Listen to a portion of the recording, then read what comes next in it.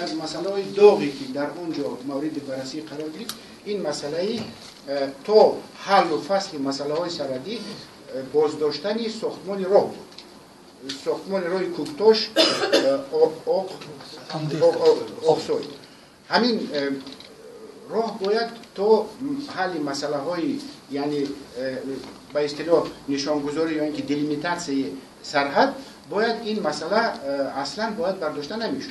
متاسفانه 11 ینور با دوباره یعنی کارگرها آمدن و به این کار شروع کردن که البته این مغایر آن پروتکلی که بین دو طرف به امضا رسید و البته تاجیکستان همه جانبه کوشش میکند که این مسئله را یعنی در حالت آرام و تنج نگه دارد، برای اینکه این مسئله خیلی مهم است. باور کنید نه به نفع تاجیکستان و نه به نفع قرقیزستان تنشا نیستند.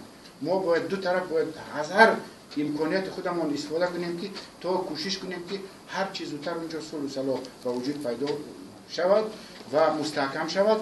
و طوری که میدونید قرقیزها اعلام کردن که مرز خودشان را از دیروز بستند، لیکن فکر میکنم که این مسئله راه خودش را مییابد، برای اینکه حکومت جمهوری خیلی یعنی در این باره کوشش میکند که یعنی کوشش های زیادی را به خرج میدهد که هر چیز زودتر این مسئله حل خودش را یابد.